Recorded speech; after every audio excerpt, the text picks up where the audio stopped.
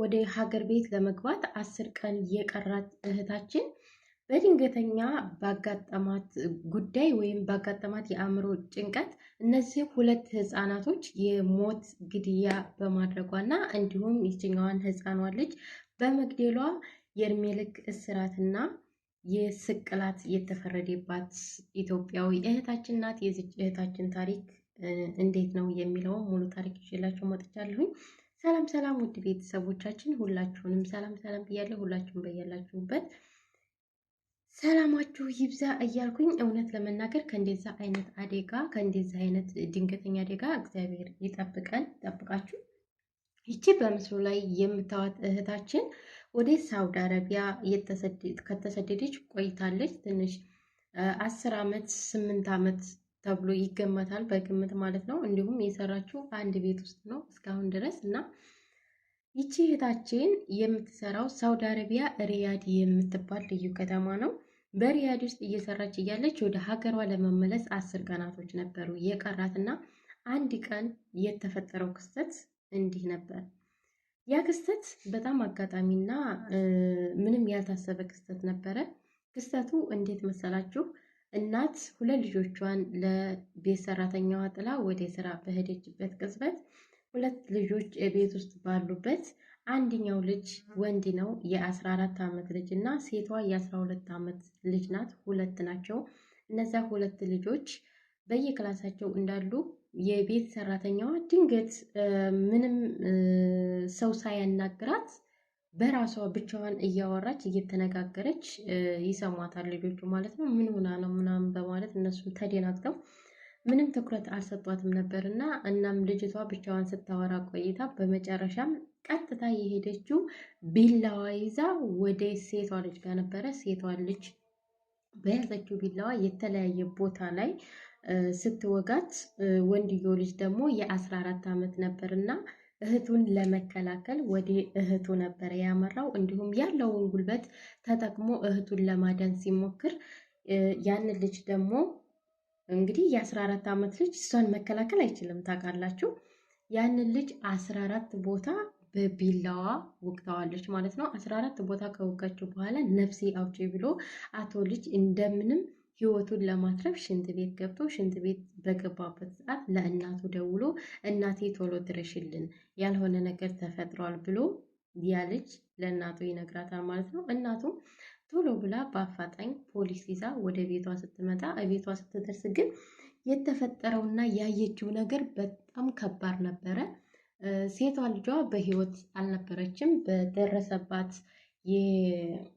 የአደጋ ምክንያት እንዲሁም ከባድ የሚባል የአደጋ ምክንያት ስለሆነ ያደረሰችባት ሴቷ ልጅ በህይወት አልነበረችም። ወንዱ ልጅ ደግሞ በህይወት ነበረ። ያንን ወንዱ ልጅ ይዘው ወደ ሆስፒታል ይሄዳሉ። ወደ ሆስፒታል ከሄዱ በኋላ ልጅቷ በፖሊስ ቁጥጥር ስር ትውላለች።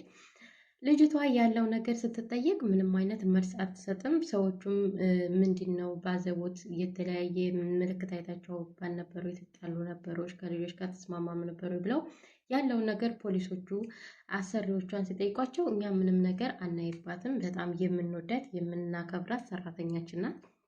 እናም ወደ ሀገሯ ልትገባ 10 ቀን የቀራት ትኬትም ተቆርጦላታል ብለው እንዲሁም ኮንትራት ናት ብለው ያለውን ነገር ያስረዳሉ።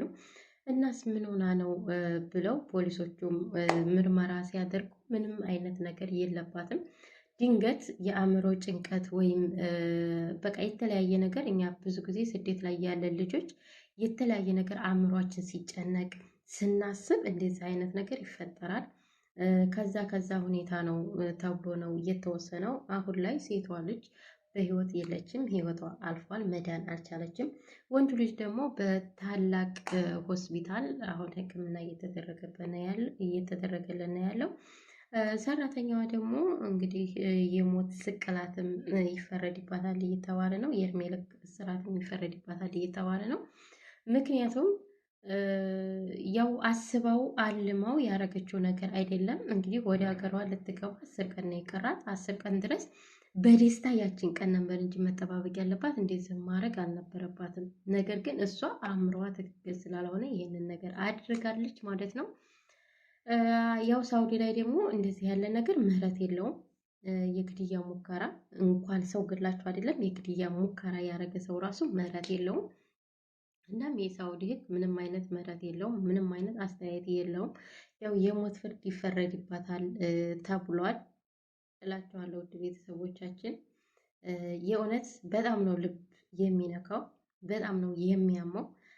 እስኪ ሁላችሁም በዚህ ነገር ላይ ሀሳብ አስተያየታችሁን ስጡ ማለት ነው። ምክንያቱም ይሄ ነገር አንድ ሰው ላይ ብቻ ሳይሆን ብዙ ሰዎች ላይ እየተደጋገመ ነው ያለው የአእምሮ መጨናነቅ፣ እንዲሁም ደግሞ ብዙ አመት ስትቆዩ ተስፋ ማጣት፣ ቤተሰብ ጋር የሆነ ችግር ሲፈጠር እናንተ ስጋ ተስፋ ታጣላችሁ። ያ እየተደራረበ ብዙ ጊዜ ብዙ ልጆች እንደዚህ አይነት ነገር ይፈጠራል እና ለዚህ ለቪዲዮ ወይም ለዚች ልጅ ምን አይነት አስተያየት አላችሁ? ምን አይነት መልእክት ታስተላልፋላችሁ ለሌሎች እህቶቻችን ማለት ነው? እውነት 10 ቀን ማለት እንግዲህ አስባችሁታል? እንኳን አይደለም 10 ቀን ወር 2 ወር ሲቀረን ራሱ ምን ያህል ነው ሀሳብ የሚሆንብን። በዚህ ቀን እንሄዳለን፣ በዚህ ቀን ቤተሰቦቻችን እናገኛለን እያል በጣም ምኞት ላይ ነው የምንሆነው። ነገር ግን እሷ ያው 10 ቀን ሲቀራት እንደዚህ ያለ ድንገተኛ ነገር ተፈጠረ። ለቤተሰቦቿም እመጣለሁ ብላ ተናግራ ነበረ። አሁን ላይ ያው ይሄ ነገር ሲፈጠር ደግሞ ወደ ሀገር መግባት አትችልም። የእሷም ህይወት ጨለመ፣ የዛችም የህፃን ህይወት የ12 ዓመት ልጅ ህይወት ጨለመ።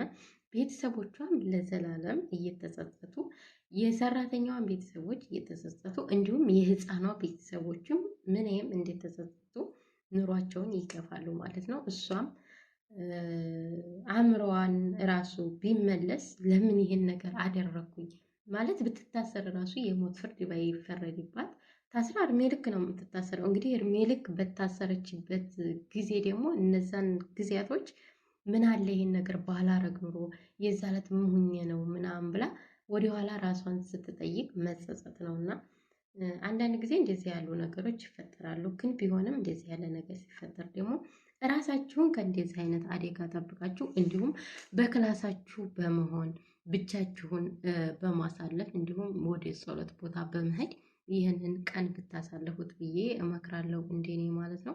ምክንያቱም የብዙ ሰው ህይወት ነው በዚህ ነገር እየተበላሸ ያለውና እውነት ለሞተችው ልጅ ቤተሰቦች መጽናናት እንመኛለን። እንዲሁም ለእህታችን ደግሞ ምንም አይነት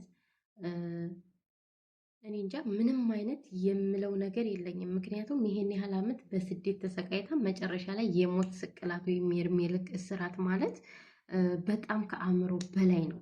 ለቤተሰቦቿ ከአእምሮ በላይ ነው። እና ውድ ቤተሰቦቻችን ከእንደዚህ አይነት ነገር ራሳችሁን ጠብቁ፣ ራሳችሁን ተቆጣጠሩ። በእርግጥ የሚፈጠረው ነገር አይታወቅም፣ ግን ቢሆንም ደግሞ ራሳችሁን በተቻላችሁ አቅም ጠብቁ። ላለው ውድ ቤተሰቦችን በሌላ ቪዲዮ እስከምንገናኝ እግዚአብሔር አምላክ ሀገራችንን ሰላም ያደርግልን፣ እኛንም በያለንበት ይጠብቀን እያልኩኝ ባይ